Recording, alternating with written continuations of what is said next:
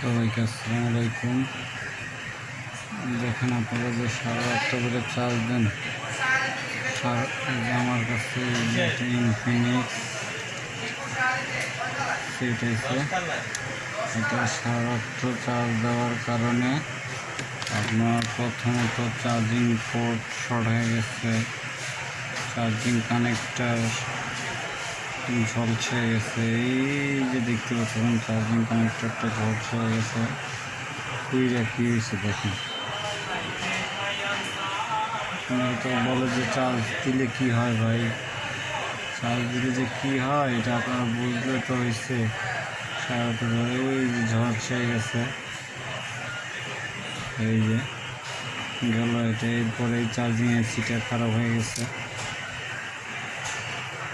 এই চার্জিং এসিটা খারাপ। প্লাস এখনকার ডিসপ্লেগুলো আপনার চার্জ তো নিচের থেকে আসে, এই যে নিচের থেকে এই যে এখান থেকে ডিসপ্লে কানেক্টর হয়ে আসে।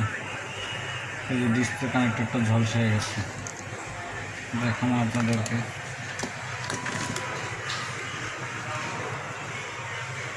এই যে দেখেন ডিসপ্লে কানেক্টরটা ঝলসে হয়ে গেছে, এই যে ডিসপ্লে কানেক্টরটা ঝলসে হয়ে গেছে। এখন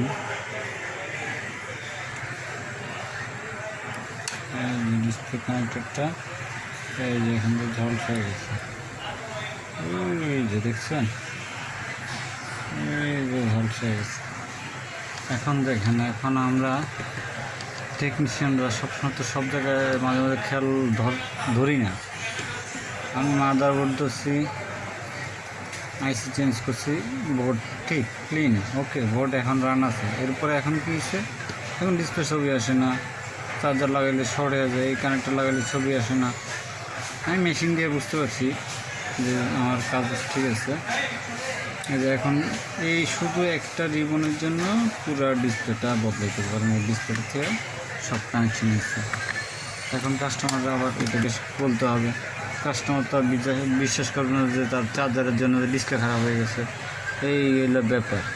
এই যে আমি ডিসপ্লে আনছি, ডিসপ্লে আনি আর চেক করে রাখছি, এই যে ঠিক আছে।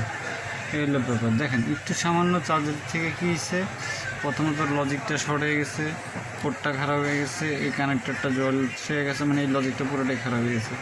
দ্বিতীয়ত এখান থেকে এই যে এই এখানে যায়, এই কানেক্টরটা ডিসপ্লে দিয়ে ঢুকছে, ডিসপ্লে এটা খারাপ হয়ে গেছে, চার্জিং এসে খারাপ। তিনটা জিনিস, একটা ডিসপ্লে, দুইটা আইসিটা, একটা তিনটা জিনিস খারাপ হয়ে গেছে। এখন বলেন কাজগুলো কী হয়, বুঝতে পারছেন এবার? 8.5 করে চার্জ দিলে এগুলো আমাদের ঘটনা। ধন্যবাদ সবাইকে। সবাই রাত্রে করে চার্জ দিবেন না, একটা সেট চার্জ দিতে যতটুকু সময় লাগে ততটুকু চার্জ দিবেন, এগুলো আমার কথা। Thank you.